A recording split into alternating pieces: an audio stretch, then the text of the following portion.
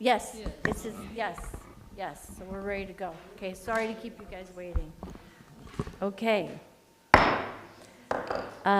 Pursuant to Section 13 of the Open Public Meetings Act, adequate notice of the time and place of this meeting was given by posting prominently on the official bulletin board in the municipal complex, 400 Witherspoon Street, a schedule of the regular meetings of the Princeton Historic Preservation Commission for the year 2025, which posting is to be maintained throughout the year, and by transmitting a copy of such schedule to the Princeton Packet, Town Topics, the Trenton Times, and Comcast Cable of New Jersey, and by filing a copy thereof with the clerk of Princeton, New Jersey.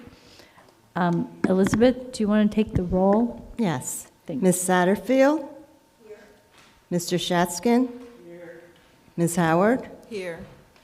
Mr. Shore is absent. Mr. Endersby? Here. Ms. Friedman? Chairperson Capizelli. Here. Let's see, do you have any announcements, Elizabeth? Just to remind people that the New Jersey Historic Trust Conference is coming up on June 4th and 5th, I believe. And I think that there are a few people here who had talked about having an interest, and if anyone wants to carpool, we can talk about that as well later. Oh, Charlotte's here. Okay, Charlotte arrived. Okay, so Thank we can maybe talk about that at the end. We have minutes from November 18th. As far as I can tell, Elric, Charlotte, Shirley, Roger, Frida, and myself were all there. Does anyone have any changes or suggestions for the minutes?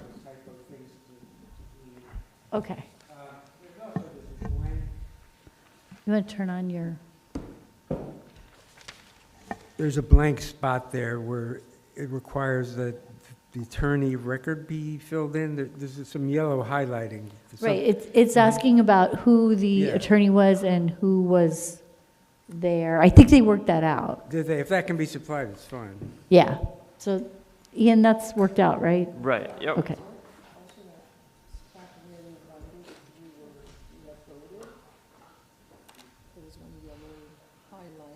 Oh, yeah. So, Did you get that, Ian? sorry, I didn't hear that last part. There was a spot where there was a question, it was yellowed, as to whether Roger had voted. Yes, I Yeah. re-listened to it. Yes, he did. Yep, he voted yes. Okay. Okay, great. So with all that, is there a motion to approve the minutes? So moved. Okay, thanks, Roger. Second? Second. Thanks, Frida. All in favor, please say aye. Aye. Opposed? Motion carried. Thank you. All right, we have a resolution for 354 Quaker Road, the Updike Farmstead, the wagon shed barn demolition and reconstruction. Anyway, I think we're moving forward with that. Elizabeth, are there any changes to the resolution? No, but I just wanted to update the HPC that there was a site meeting as we had discussed at the meeting, that Elric, Alex came out in addition to John Harrison, who's their structural engineer, and Ronnie Reginger, who's the architect, Julie, and other Historic Preservation Commission members. Historical Society people, and there was an agreement made. The plans have been revised and updated and submitted. I reviewed them with Ronnie there. They look fine. She's going to submit 6 sets to the planning office because it is an administrative waiver, and they're just waiting for that to come through before they sign off. Okay, so it looks like we're okay to go forward with the resolution. Yes. So is there a motion to? Well, I mean, it's in the future tense on the last page. Yeah, I mean, that talks about what happened at the meeting, so. So I guess it's a resolution of what we said at the meeting. Right. Okay. Do you want to move approval?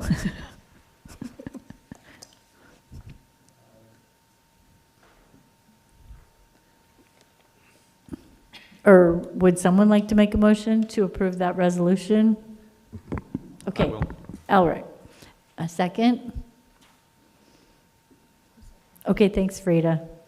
Okay, so Elric made a motion, Frida seconded. Do you want to take a roll vote, Elizabeth, or can we just do a voice vote? It's up to you. I could do Okay, either one. so all in favor, please say aye. Aye. Aye. Opposed? Motion carried.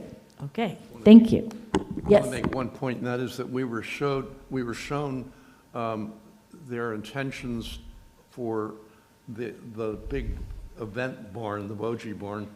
I want to make sure that it's understood that this resolution has nothing to do with that building, because that Right. will eventually come before us. And that's not in the resolution at all, so we will see them again soon. There's a resolution for Nassau Presbyterian Church, 61 Nassau Street. I think everyone was here for that. Would someone like to make a motion to approve this resolution? Okay, thanks, Charlotte. Is there a second? I'll second it. Okay, thanks, Roger. All in favor? Yes? Pardon me, I just want to make sure, afterwards, we came up with an alternative, and Elizabeth had a conversation with the woman who presented, and so is it what we saw, or has it been changed at all since we had that? So if you recall at the meeting, and I had a conversation with Linda Gilmore, who was a representative for the church, in addition to Lisa Maddox, who represented HPC at that meeting. And what she wanted to do is she actually wanted to put sidelights, but after going back and listening to the recording several times, myself and Lisa, it was clear that no one wanted those sidelights. They wanted it simplified. And that if she wanted to come back for that, she'd have to go and appeal it to the zoning board. If she wanted to change what she had presented to HPC, or what HPC had agreed to, which was fill in the sides and center the door, then HPC could look at that as an amendment, but she couldn't go back to something that HPC had already reviewed and talked about, and they denied it, or they weren't supportive. They wanted it to be solid. They wanted it simplified. So that's the way, we had discussed with her, and she had submitted something already, so she just has to put a little more detail into it before she submits it to us and then goes to the building department. But she agreed that it would be centered. Yes. Okay. And no sidelights. And then we Okay. also talked about the transom are going to line up with the wood panels above it also, so it's consistent. Okay, I think that's clarified. yep, great. I think we needed to clarify that. Thank you, thank you. So, all in favor, please say aye. Aye. Aye. Opposed? Motion carried. Okay, that's it for resolutions. Thank you so much for waiting. I'm going to turn it over to, actually, I guess I should start with Elizabeth. She did issue a report, and if you could just do a quick summary, and then we'll hand it over. This is 254 Witherspoon Street, application of Witherspoon and Lee LLC, major site with C&D variances. So this will be going to the zoning board, and we are writing an advisory memo. Correct. Okay.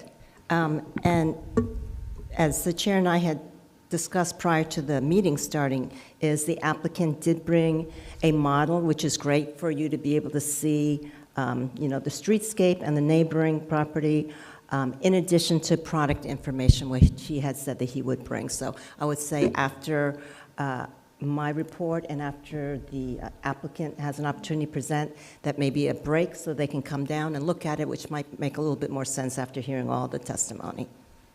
That sounds good.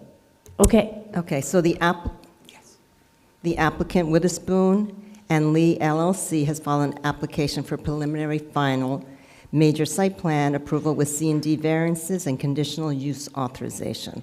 The property is known as 254 Witherspoon Street and further identified as Block 6907, Lot 17, in the B1 zone of the former township. And it is currently the office for Josh Zinder Associates and Design, and Mr. Zinder is the managing property owner. So the applicant does wish to develop the site to accommodate office, service, and retail by constructing a building addition, making alterations to existing building, and constructing new entrances and signage and other site improvements. This project falls within the municipal Witherspoon-Jackson Historic District and received an opinion of eligibility from the New Jersey State Office of Historic Preservation. Our office received a letter from their office dated April 14, 2025, where Kate Markopole, who is the director there, had said that they had expanded their eligibility to include parcels on both sides of Birch Avenue and Lee Avenue extending west to Bayard Lane from the current district that they had designated and called the John Street Historic District. And that really is to encompass the properties that were historically associated with Black communities in Princeton. And I believe the reason they saw that is because of the application and a review letter that came through for the Princeton Nursery School. So they had seen Weiss Preservation's report, and that's how they were able to expand it. The Witherspoon-Jackson Historic District is classified as Type 2, as we all know, is subject to preservation plan review from any changes visible from the public right-of-way, and its visible parameters also include painting or adding other surface coloring to an unpainted surface or adding pre-primed and pre-finished material. Presently, the property, the Witherspoon Street from Wiggins to Paul Robeson Street is a mix of residential, business, and institutional uses, but the historic neighborhood character is best represented on the west side of the street. And this property, as mentioned, is currently used for office. Again, the Board of Jurisdiction is the zoning board, and HPC will have a memo issued to them during their meeting time. And a little history on the property, and just to say that the applicant did an excellent job of representing the history of this property from before it was developed until current. So I'm just going to give a quick summary because I'm sure that he'll also touch on this. So this house was built in 1920 in the colonial revival style. It's a rectangular 2.5-story building with a raised foundation, stucco exterior wall, and a gable roof. The front facade is 3-bay symmetrical, and the fenestrations align between the floors. There are paired double-hung windows on each side of the center front door and centered single double-hung window above on the second floor. There are small paired shed dormer windows and a small centered single dormer window, which is aligned from the floors below. There is an almost full-width centered covered porch with a hip roof, and centered wood stairs lead up to the porch with evenly spaced square Tuscan columns and simple balustrades on either side of the porch stairs. On the south elevation, there are 2 windows on each floor above 2 basement windows and a small center gable and unit, but these windows do not align on this side. The north facade has 3 windows on each floor and a shallow flat-roofed 2-story wing with a first-floor window that partially extends across to the rear, and also on this side are basement windows.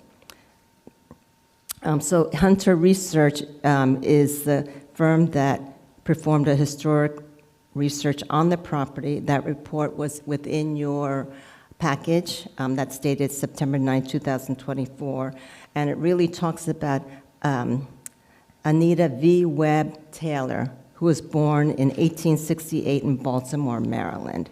Her dad was a music professor, and her mom was a prominent leader in the Black church and social organization. She married Alexander Taylor, and together they had 9 children. Before moving to Princeton, they lived with her aunts in Annapolis, Maryland, and in Philadelphia. Her aunt, Anita Johnson, was married to Jimmy Collins Johnson, who was born and enslaved who later worked as a snack vendor and entrepreneur at Princeton University. He came to Princeton escaping slavery in Maryland, and under the Fugitive Slave Act, he was found and convicted. But a Princeton woman purchased his freedom after the trial, preventing his return to slavery. And after his emancipation, Johnson transferred from a janitorial job to becoming a vendor on the campus, and that's how his career began there. And he had brought Anita Taylor's 10-year-old son with him to work, and from his time with him, he later in life began to work at the university with similar work. Anita worked as a laundress for Francis Landy Patton, who's the president of Princeton Theological Seminary at the time and a former president of Princeton University, and his family.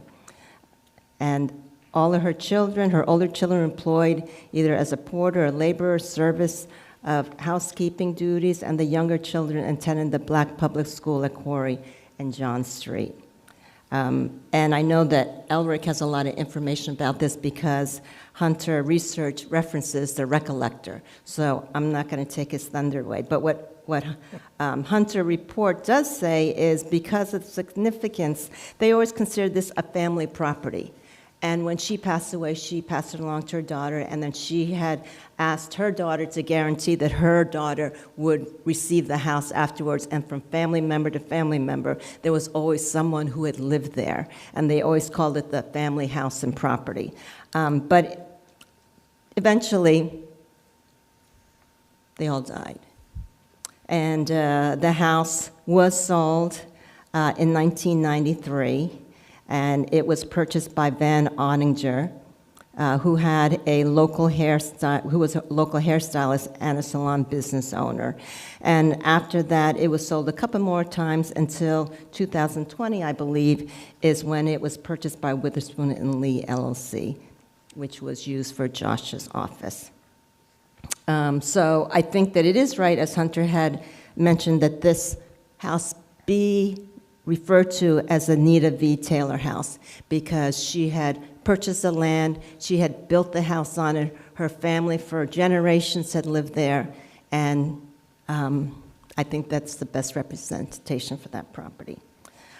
So as far as the existing conditions go, the subject property is a corner parcel which is comprised of 0.224 acres and is located on the northwest corner of Witherspoon Street and Lee Avenue. The building on the property is situated on the north side of the property south side facing Witherspoon Street.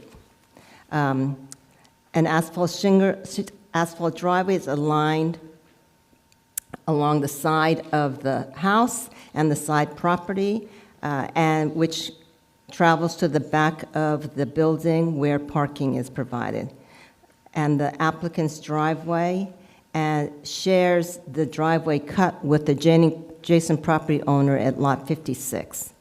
The topography is fairly gentle, except along the property right-of-way, where it is steep, and you can see that by the steps that go from the public sidewalk to the front porch, and where the trees are, the hedges are lined along Witherspoon and Lee Avenue.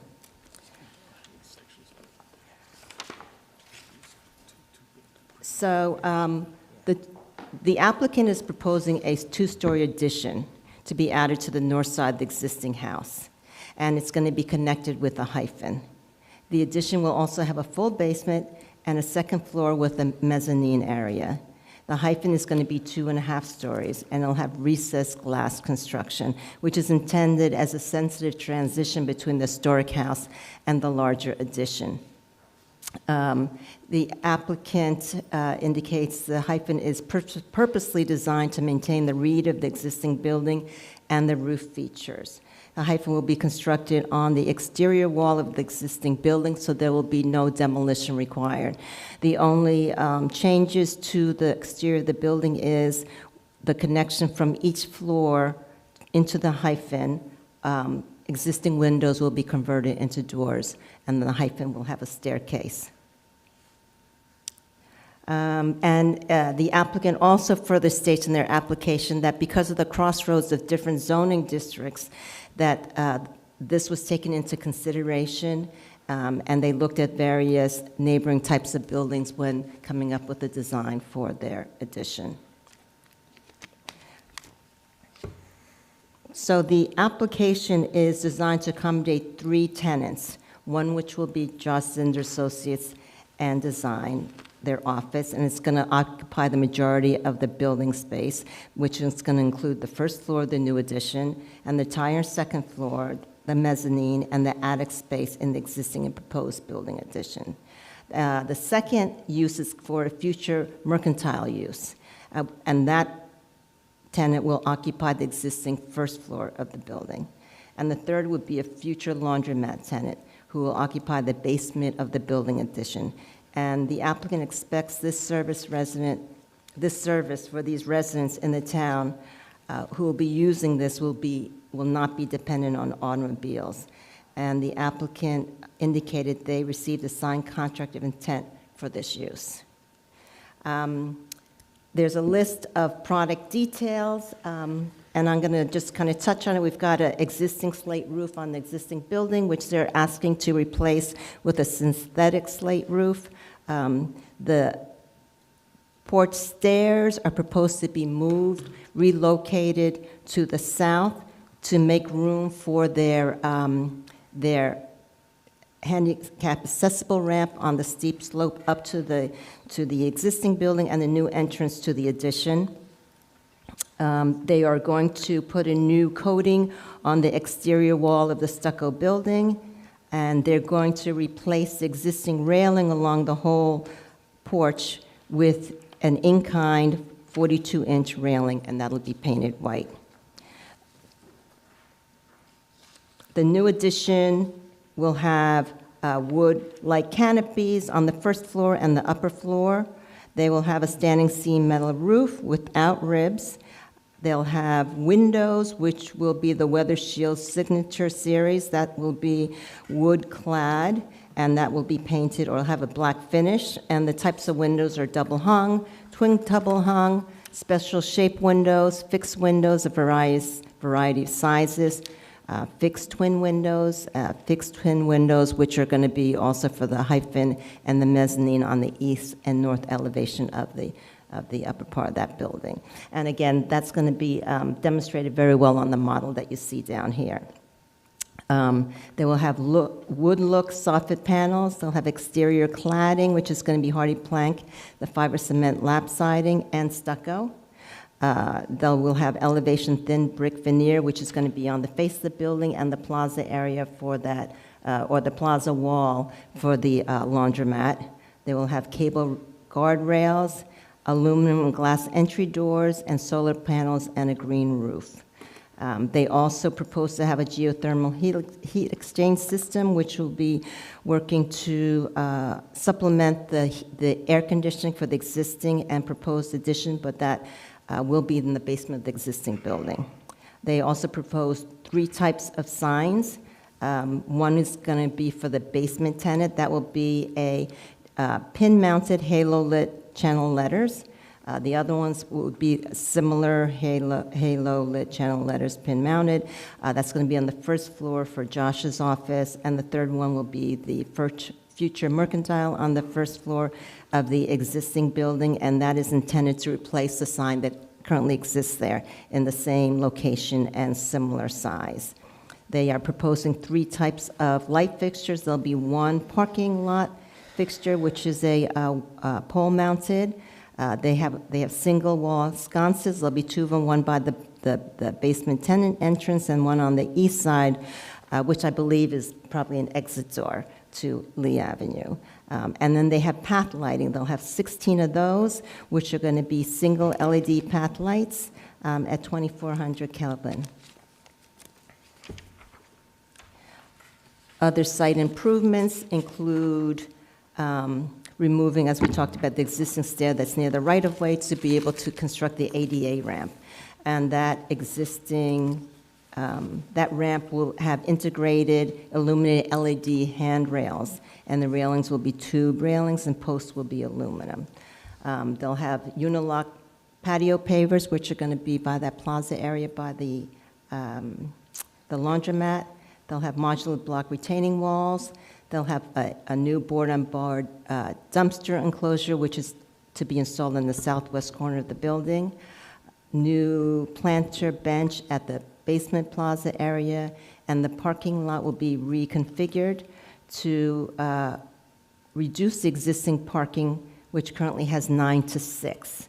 The 6 parking spaces will include 1 accessible parking space, 2 EV station spaces, 2 EV-ready spaces, and 1 parking space which sits actually on the property line between their property and their neighbors, and that is supposed to be a shared scheduled parking agreement, which the applicant, I assume, will talk about. Currently, Jarcinder Associates and Design, they rent spaces from Avalon Parking, and they indicate that they will continue to do so for their employees. And they also do propose bicycle rack and storage on the site. So again, we have the standards that historic preservation reviews as far as the criteria for preservation plan review, and I'm just going to go to the comments. So I have to say that I was very impressed by the historic research that was performed by Hunter Research. They did an excellent job providing the information. It was very appropriate and telling about the history of this property, which, you know, we didn't even have this from Weiss Preservation. So this was really great to be able to have this in our resources. The building mass of the addition facing Witherspoon Street is comparable in size to the existing house, and it is not taller to that either. The windows on the addition are relatable, as is the porch. The construction of the glass hyphen helps to reduce the building mass from Witherspoon Street by making the building appear as 2 separate buildings, because it is transparent instead of it looking like one large addition added on to the existing house. So that seems to work very well. However, the building addition is twice the size as the existing house, and because of its placement on the property, its mass is hard to be minimized when you review from Lee Avenue. And often this can be done if it's behind an existing house or on the side of one and set back. But this is pretty close to the right-of-way, and it's a larger size, so that's hard to, not recognize.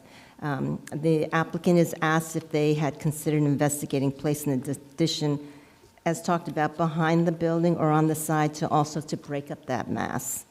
And in light of Hunter's research, it does seem appropriate that there should be some open space maybe there on the corner to make it feel like it, that it's perched on that property as it once was.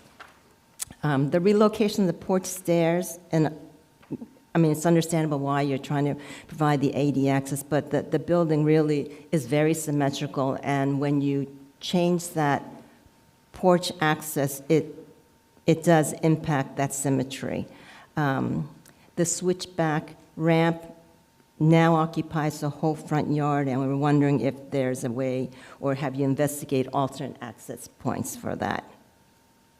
The zoning schedule indicates that the roof, even though it's a variance, that the roof height is not any taller than the ridge of the existing gable roof. However, the solar panels, because they're a little bit more than 2 feet high because of its 15-degree angle, it just appears higher, but mostly on the north and south side because that's the way they're facing. It's recommended that all LED lighting be 2700 Kelvin. The wall sconces call for 3000, and there is a little inconsistency between the path lighting where one calls out for 2700 and one calls for 3000. So consistency of that on the drawings would be appreciated. I didn't find a landscape plan within the set. I looked in both the engineer set and the architect set, but on the architect's cover sheet, it did show that there was landscaping, but it might have just been an illustration, but that might be helpful to be able to submit that, because I think that would also support the application itself. And all utilities again, new ones should be installed underground. Number 11 addresses things for the applicant to talk about, and I'm just going to go to the end, which talks about commission's consideration. So, as always, the applicant is asked to review the project to ensure that it's appropriate, that it only has minimal degradation to the historic building on the property, the streetscape, and the historic district, and it also meets the Secretary of Interior standards. Consider the appropriateness of the addition, the size, the mass, height, and placement on the property and its relationship to other historic buildings and the streetscape. The building should be sympathetic, appropriately proportioned, and compatible with other buildings within the nearby property and the neighborhood. And as a corner property within Type 2, it's always challenging because the visibility is so much more. So, and also, the HPC is also asked to think about the variances and design waivers requested and how that impacts historic preservation plan.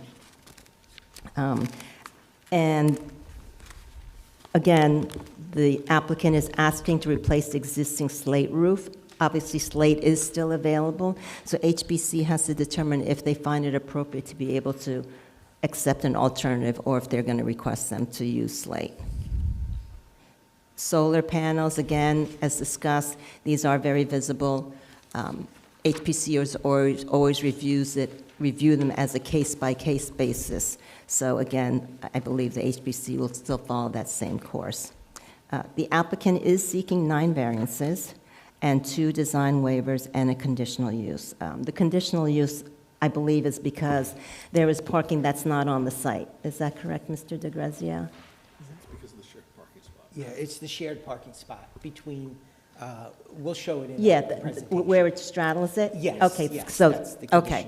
conditional And most of these variances, there is a D variance, the reason that's going to the zoning board, which is the floor area ratio.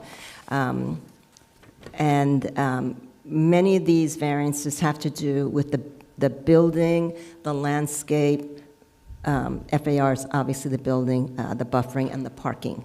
So really, I think that the applicant did really an excellent job, especially with historic research, and a really good faith effort in trying to retain and honor as much of the historic building and the features as possible. He did a lot of research within the neighborhood to look at other styles, other proportions, other material. He looked at the zoning, conflicts and, how that's impacted. I believe that the hyphen really worked well, but that was really only from Witherspoon Street. So as everyone knows here, Witherspoon Street is a different streetscape than Lee. All the side streets are much more residential. Witherspoon Street is more of a mix.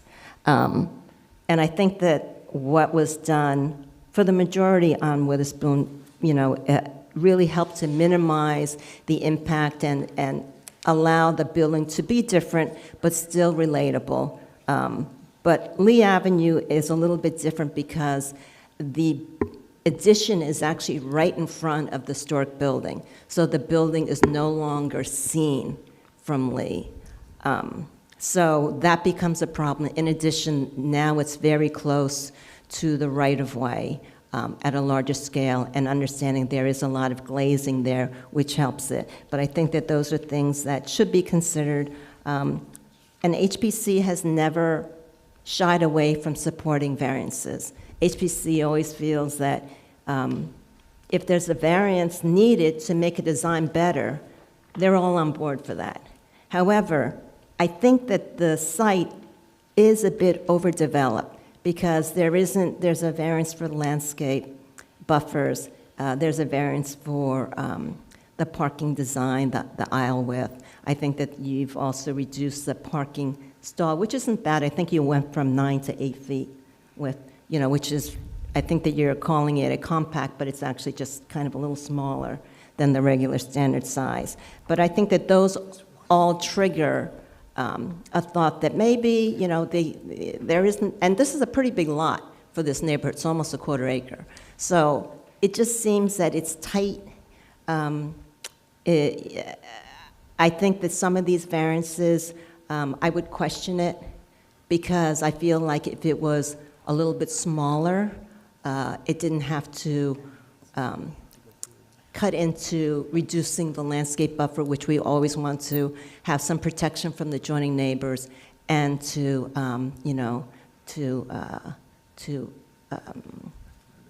beautify the streetscape. So that's the point that I want to make about that. And I think that that's it. I do want to say that for two things. One, I do support Hunter's research saying that this should be referenced as the Annette V. Taylor House. I think that's very appropriate. And the other thing is, I think that Josh had it right with trying to get a laundromat in this area. This has been a conversation for a long time. A lot of the residents in this area, you used to see them riding their bicycle with their laundry, trying to go to the shopping center. And I think that this would be such a great benefit for people in this neighborhood. We can talk about that entranceway, how appropriate that is, but I think the use is very, very appropriate for this neighborhood. So I'm available for any questions that the HPC might have. Okay, any questions for Elizabeth? Otherwise, I'm going to turn it over to Josh and Christopher, and I think they have a presentation. Yes. Thank you. Thank you very much. Thank you, Elizabeth, for the detailed intro. As Chair mentioned, we have a very detailed presentation, so I'm not going to take much time. I just want to mention that, looking at this project, I find that one of the special things about it is that the principals and the tenant, Josh Zinder Architects and Design, have been basically members of the community for a long time. So they either live or work in the community or in the surrounding community, but and because of that, it's not like a developer coming from outside of town. They've been very sensitive and put a lot of effort into this design. I think it'll come out in the presentation that we have for you. Some of the elements were already mentioned, like the Hunter report and how much detail and time had gone into that report.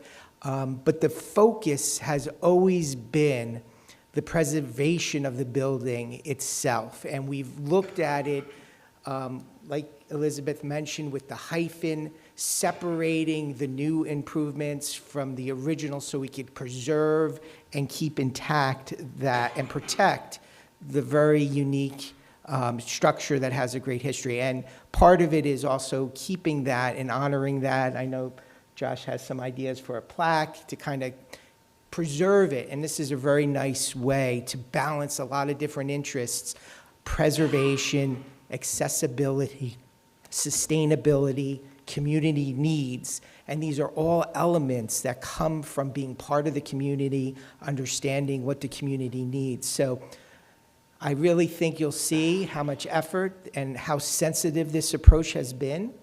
And it's been something that has been worked on. It seems like a very many years, even though you only, it seems like a very long time. So with that, I'd like to introduce Josh Zinder, licensed architect, and also the current tenant of that space. Oh, yeah, sorry. Ed, do you want to swear in anybody or no? Chris and I talked about that. This is just a review and a report. So Okay. We could just let everybody explain what it is. Okay, great, thank you. Hello, thanks for having us this, yeah, there you go. Hello, thanks for having us this afternoon. I'm Joshua Zinder, as I think most of you know me already. I'm the managing partner of Joshua Zinder Architecture and Design, and I'm also one of the owners of Witherspoon & Lee LLC, manager there, and I happen to live about 3 blocks away from this property on Moore Street. Here you see, and we're going to go through a lot in the presentation. I think we addressed most of the stuff from Elizabeth's report. Certainly, if we miss something, at the end, we can address that. And I know Elizabeth stays up very late because we get her reports about 2 a.m. 2 a.m. So we've attempted to address all the questions, all the responses. We may need to, provide some testimony on some of the others with that, given the, the nature of the report. So here you see the existing colonial revival structure at 254 Witherspoon in the Witherspoon-Jackson neighborhood and historic district. And it's currently occupied, as was mentioned, by our office, JZAD. The focus of the project is to maximize the utility of the property, to contribute to the well-being of the neighborhood, maintain the historic asset, the Annetta V. Taylor House, provide community support elements, provide universal accessibility to the building uses, create a model for sustainability within our community and this specific neighborhood, and create a highly contextual structure utilizing the form, scale, and materiality of the neighborhood. Here you see the Sanborn map from 1875 without the structure, and in 1927, which is the first time that the structure shows up on the Sanborn maps. The property has an interesting history. It was originally part of the Lee estate and functioned as farmland. In 1922, the property was purchased by Annetta V. Taylor, who built the 6-bedroom house sometime between 1923 and 1926. For a working-class black woman to build a home during this period on a prominent street in Princeton is quite remarkable. And we want to maintain that legacy. Her history and that of her family is really quite fascinating, some of which you can see in the historic report we submitted from Hunter Research. In 1993, the family sold the house and it exchanged hands a number of times. In 2016, it was included as part of the Witherspoon-Jackson Historic District as a contributing structure. Our office has occupied this property for the last 4.5, almost 5 years now. Here you see the property on a location map along Witherspoon Street and Lee Avenue. This map, I'm